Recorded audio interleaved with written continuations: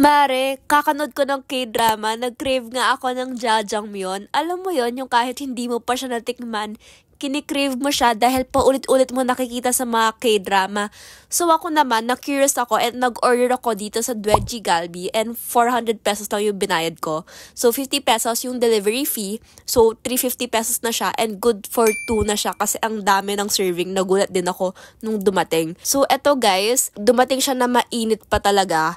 As in, yung noodles and yung soup niya, galon. And meron na din siyang kasamang side dishes. Eto na guys, first time ko itry itong jajangmyeon. So, syempre, yung noodles muna. Para lang siya spaghetti guys, pero mas malambot.